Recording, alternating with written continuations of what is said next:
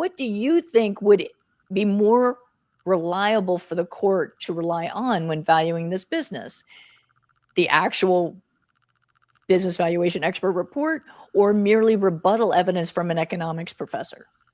Well, I think that we're probably going to get into some of the issues of a rebuttal expert because, and I think, a lot of this from a credential standpoint, even the credentials that are out there for valuation kind of deal with rebuttal experts two different ways. There are some credentials that are like a rebuttal expert can really only come in and testify to like them critiquing the first opinion, and not necessarily can they just provide their own opinion because they haven't done all the work.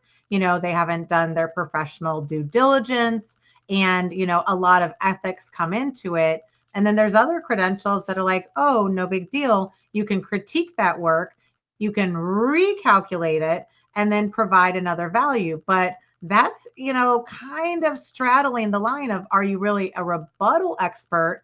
Or because a lot of times these rebuttal experts are brought in later, which means the legal team doesn't have the proper time to like depose them, or, so I think there's some gray area in there, but I would say that rebuttal expert can really only come in and say, I disagree with their methodology, their value, but it almost stops there. And can you really provide an alternative opinion or recalculate the value? So I think that's probably going to come into question as they enter those two individuals. But I don't know.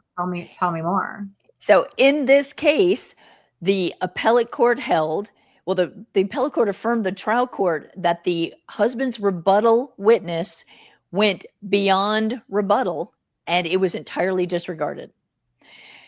Here, let's just take a step back on what the ultimate valuation of this business was. There was a sale that did not go through, and the husband's side was trying to rely on those numbers because those numbers were bigger than the ultimate valuation. And so one aspect, if you just think about it from the judge's perspective, hey, there was a sale and that had a number, but it didn't consummate. The company was not sold. The wife's expert disregarded that entirely. Husband, again, never presented an actual opinion. We had the husband's valuation during the divorce of the business because they have 3 lines of credit and a temporary restraining order that the husband violated. The 3 lines of credit are maxed out to $4 million by the time they get to the divorce trial. They weren't supposed to be maxed out. There was a temporary restraining order. Both spouses were only supposed to remove $250,000. They balloon up to $4 million. The wife is paying the wife's interest payments. The husband's not paying the interest. The wife is $500,000 total in interest just to pay the debt load. Well, 6 months before the divorce trial, they had to file a financial statement on the business's valuation so that the lines of credit could remain open. And the husband prepared that. In this marriage, the husband did their finances, and the husband's valuation is where we're going to start, $19.5 million. And in that statement given to the bank to support continuing the lines of credit, the wife signed and agreed to $19.5 million. But her expert did not value the business at $19.5 million. 6 months later, her expert values the business at $8.8 million.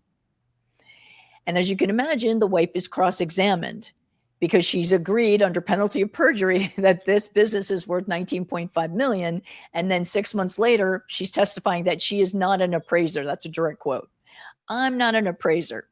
Now that could go one of two ways. The wife ultimately prevails, but the point is you and your legal team during the divorce litigation need to be aware of things where you're on the record giving something of value that your team later wants to have a different value for.